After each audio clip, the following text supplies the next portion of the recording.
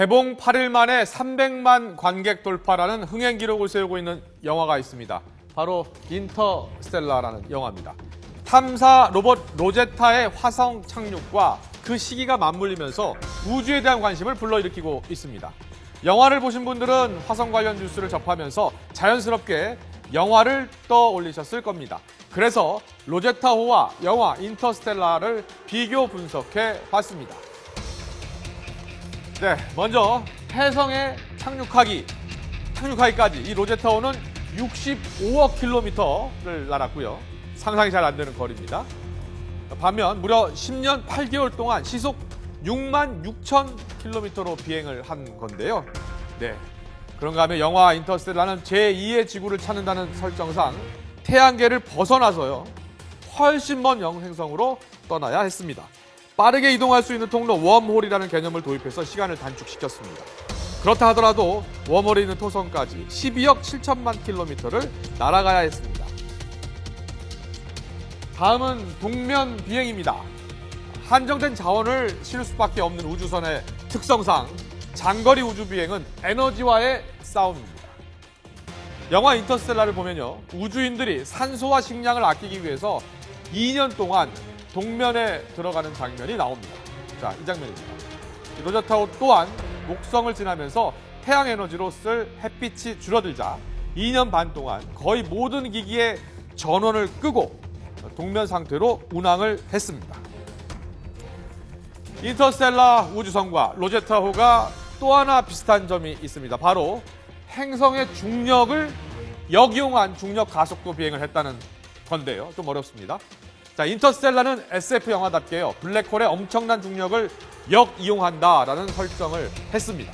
현실 속의 로제타호는 지구와 화성의 중력을 4차례 역이용하면서 에너지를 절약했다고 밝혔는데요. 자, 영화에서 주인공이 발견한 행성들은 다행히 중력이 지구와 비슷해서 사람이 걸어다니는데 문제가 없었습니다. 하지만 해성은요, 중력이 지구의 10만 분의 1에 불과해서 탐사 로봇이 안착하는데 애를 먹고 있습니다. 해성에 완전히 달라붙지 못해서 언제 다시 우주로 튕겨나갈지 알 수 없는 상황이라고 합니다. 자, 관련 내용 전준영 기자의 보도로 보시겠습니다.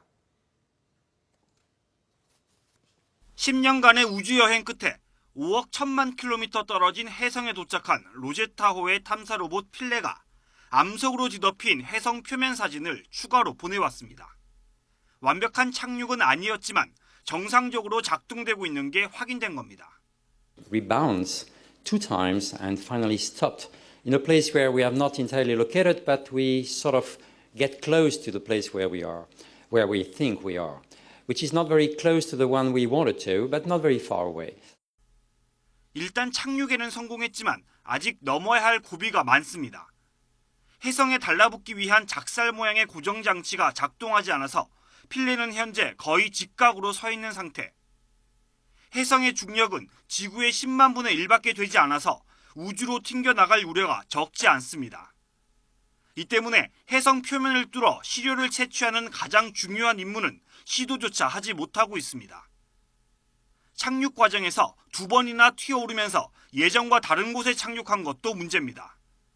분화구 바로 옆에 내린 탓에 태양 에너지를 동력으로 사용하려던 계획에 차질이 생긴 겁니다. But you see, we are just in the shadow of a cliff, and that's, as you will understand soon, is part of the problem in which we are.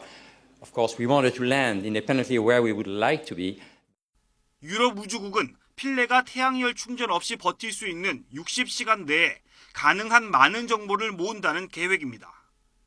해성 착륙 성공으로 인류의 우주과학 기술이 또 한 단계 도약했음을 보여준 로제타호.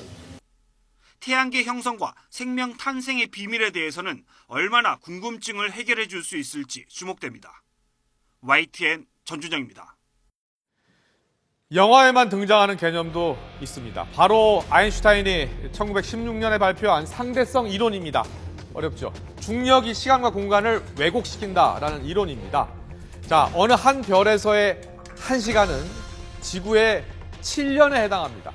지구에 남겨진 딸이 늙어서 할머니가 되는 동안 124살이 된 아빠는 떠날 때의 모습 그대로일 수 있는 이유가 됐습니다. 또한 행성마다 크기도 모양도 성질도 다 제각각이었는데요. 영화 주인공이 처음 도착한 행성에는 거대한 바다가 펼쳐졌고요. 그리고 얼음 땅으로 뒤덮인 행성도 있었습니다. 그렇다면 로제타호가 보내온 혜성의 모습은 어땠을까요? 심재훈 기자가 보도합니다.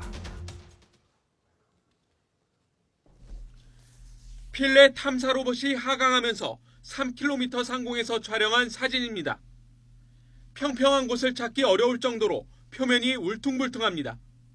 또 검은 먼지로 뒤덮여 있습니다. 혜성의 탐사선이 접근하기 전 과학자들은 혜성이 찌그러진 감자 모양일 것으로 추측했습니다.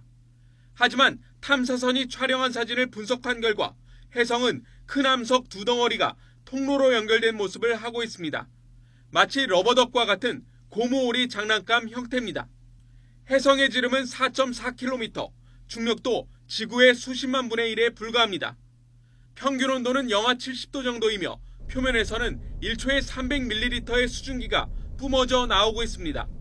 태양에서 먼 거리에서는 이제 얼음덩어리 있지만 태양이 이제 가까이 들어오면서 이제 목성에서 이제 화성궤도쯤으로 들어오면서 햇빛에 이제 서서히 가열되면서 혜성이 갖고 있던 그 가스 성분들이 혜성의 틈이나 갈라진 틈을 따라서 이제 분사됩니다. 탐사 로봇 필레에는 카메라를 비롯해 토양과 먼지, 가스를 분석할 수 있는 장비 등 10가지 측정 장비가 장착되어 있습니다. 따라서 필레가 제대로 작동하면 보다 상세한 혜성의 실체를 지구의 과학자들이 알아낼 수 있을 전망입니다.